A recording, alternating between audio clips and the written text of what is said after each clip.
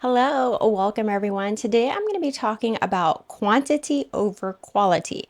A lot of us want to put out our best work when creating content, but let me tell you, quantity is the way to go. You're listening to the Optimize Online Marketing Podcast. I'm your host, Stacey Barnes. I'm a customer journey marketing strategist, and I help you maximize sales by optimizing the customer experience. Welcome, everyone. Welcome to the 10th official episode of the Optimize Online Marketing Podcast. I'm celebrating number 10 because a lot of us like to start projects and we don't necessarily see them to the finish line. We'll start a podcast, get through a few episodes, get kind of tired, and then we're done. So I'd like to celebrate this milestone of 10 full episodes of this podcast. I actually just got back from a day at Disney. This was super fun. I got to spend the day at Epcot with my friend Melissa Pruitt. She lives here locally in Orlando, and we just got to go out and have fun. And I'm actually flying out tomorrow to LA to see J-Hope of BTS. I'm flying out tomorrow to see him in concert. It is about 4 p.m. I should be packing, but I wanted to squeeze this episode in here really quickly because I know when I get back, I'm probably not going to have the energy and bandwidth to create this episode. Also, this topic is kind of just been going on in my mind, and I really wanted to share it while it was on my mind. So I'm doing a challenge called the Reel a Day Challenge, and it is hosted by the Insta Club Hub with Shalene and Brock Johnson, with Brock Johnson kind of being the main leader of it all. I started doing this because I wanted to get into the habit of posting on Instagram. I've been able to create a regular rhythm when it comes to the podcast, but even with the podcast and all of its content, I still can't manage to post consistently on Instagram. So I joined this challenge with the hopes of just getting into the rhythm of posting social media content. And this is the point that I'm trying to make. The more you do something, the faster you'll get at it and the better you will be at it. We try to make things perfect in the beginning, and in the beginning, this is not where we should be trying to perfect our craft. This is where we should be just putting things out there and seeing what sticks. This is the spaghetti on the wall trial that actually works. In the book Atomic Habits by James Clear, there's a story in there. I don't know the exact university, but there was a university that wanted to figure out if quantity over quality was really the best choice. So they did a little experiment, and what they asked their students to do was to create the perfect picture. Actually, no, they had half of their photography students create one perfect picture. They had the other half take as many pictures as they possibly can, and then hope to have a good picture in there. So when it came to the amount of good pictures that were at the end of this experiment, the group that had the most good pictures were the ones in the quantity section. Okay, so it's editor Stacy coming in here to clarify that the students in the quantity section, they selected one good picture out of their many quantity of pictures. So they select their one best one and they put that one forward. So as a group, that one good photo in the quantity group was just one photo. It wasn't that they had a bunch of good pictures because they took a lot of pictures, but they literally picked just the one best one from that collective group of photos. Now you would think that the people in the quantity section, I meant the quality group, ones that were so busy focusing on trying to get the best angle, the best light, the best, whatever, you'd figure that they would actually be the ones to win in terms of best photograph. But it turns out the ones that were in the quantity group, their goal was to create as much content as possible. So what they did, and why this is such an effective method, is they experimented. They went out of their comfort zone. They tried different things. They tried different angles.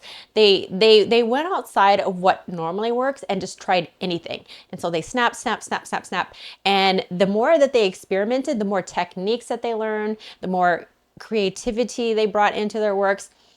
And so at the end of the day, that quantity fared better than the quality group. And then even when doing this podcast, it's generally the same format, but as I see room for improvement, I try to add that in little by little as I go. Even when doing this particular podcast, I noticed that it was a lot easier for me to just set up the camera, set up the microphone, and I'm editing a lot faster now because I have this rhythm. I'm used to doing this. So I know what works already, and all I have to do is create the content, and it's gonna go much faster in terms of editing and getting it out there because I've done this so many times. A lot of people are afraid to put out content that's not their best work. And here's the thing, when you're creating content, you don't have to put everything that you put out there. I've recorded a ton of clips for this particular episode quite a few times, and I didn't share those with you. I just went back and I re-recorded it. The more that you continue to do something, the better you'll get at it, because you've developed this rhythm, you've developed this habit, and you just get better and better over time. Somehow we get it into our heads that we need the fancy camera, we need the fancy microphone. Really, you don't need any of that, because I actually got the fancy camera, I got the fancy microphone, and I was just as frozen when it came to creating content than when I had my iPhone. And I could have recorded content straight from my iPhone, that would have been totally fine. But because I wasn't into the regular habit of creating content and putting it out there, it was a bit of a struggle. The camera was just a different version of the iPhone. One thing that does help when it comes to creating content is being absolutely clear on who your audience is and what they need. So as you're creating content, we tend to want to create content and we go in sometimes with the assumption that we're going to build our list. But really what you want to think about and what you want to consider is ultimately, what is the product that you want to sell ultimately, and what is some content that you can create to kind of get them into that program? What beliefs do they have that they need to break in order to start doing more of the advanced work that's in your paid program? For example, a lot of people in my audience believe that they need the good camera to create content. They believe that it needs to sound good and look good before they put it out there. And while some of that is true to a degree, the belief that it needs to be good, their bar for what is actually good is a lot higher than what it actually needs to be.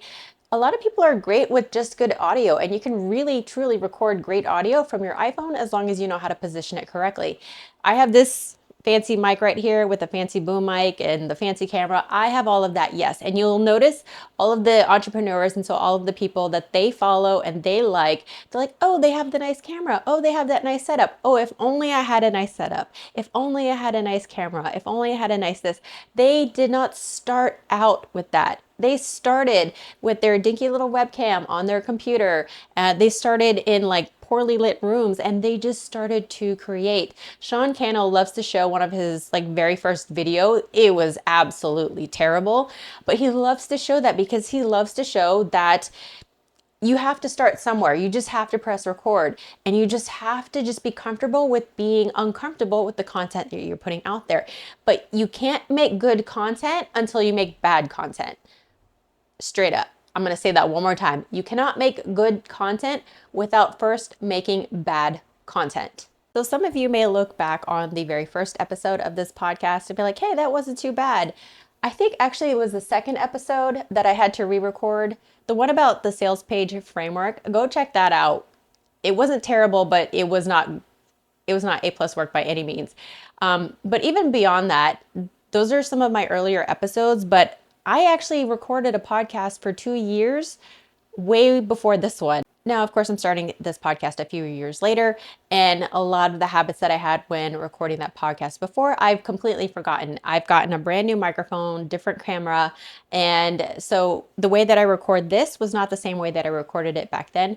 I do have a bit of knowledge from those 2 years that I did podcasting, and I brought those into what I know now, but it doesn't matter. I had to do the work. I had to get messy before it got better. I think people are just afraid of being messy. We don't like to make messes. We like everything to be neat and clean, and we want everything perfect right out of the gate, but that's just not the reality. If you want to be successful in anything, you need to be comfortable with being uncomfortable. You have to put content out there that you're not exactly thrilled with. You need to be comfortable with creating content on a regular basis, even when you don't want to, even when you don't feel like it, even after you just got home from a day of Disney and are flying out tomorrow to go to a concert. Like, you just have to be consistent with it and intentional with it, and know that at the end of the day, what you're creating that content for.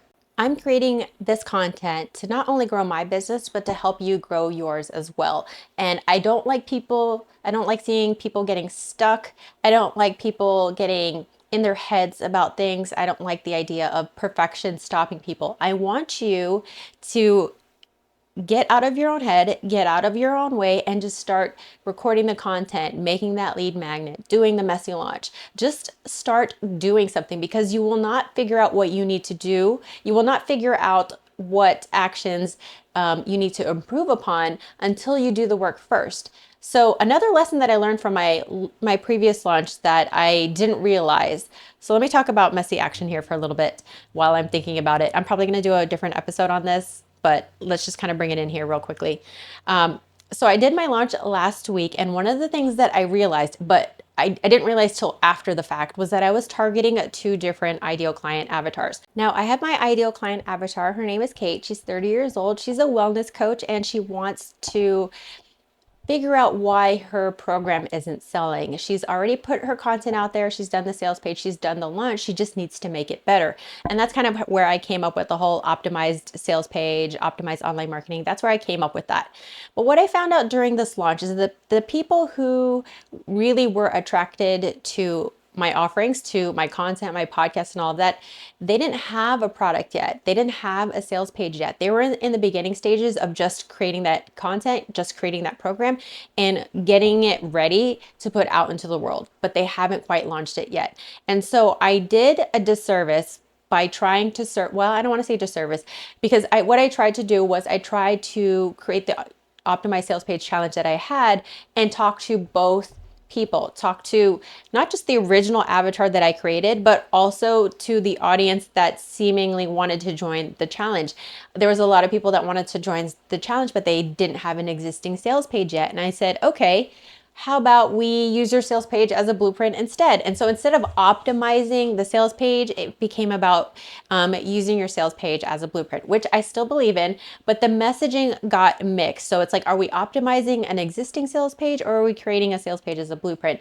And so I realized that, but I would not have known that that was the issue until I went through the entire launch. I knew there was a bit of a disconnect in my messaging when I was creating the content for the optimized online community, because I really wanted to cater to the people who were actually listening to my content.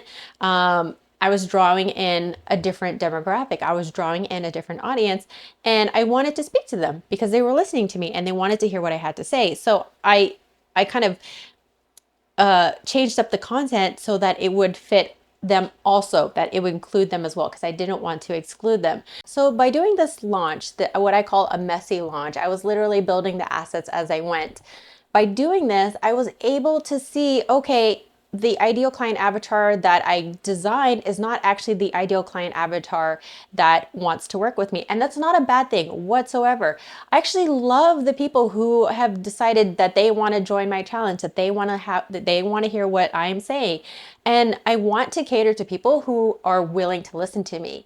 And so as much as I've wanted to work with the people who've already created assets, who've already launched and created their program, and as much as I want to help them make it better, I do want to do that, and I still want to do that. But in terms of the optimized online community, the focus is now going to be towards people who are just in the beginning stages of building that initial product and program and helping them get it out there in the world. So to tie this back to our original topic of quantity over quality, this is where this ties in. You don't know what you don't know until you do the messy work.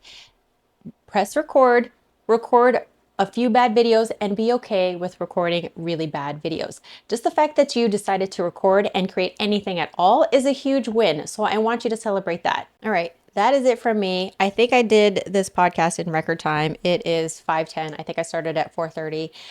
Typically, it takes me about 2 to 2.5 hours to create a simple 15-minute episode. It is now taking me less than 1 hour. So yay me. So this goes back to exactly what I was saying about quantity over quality. The more that you do something, the better and faster you'll get at it.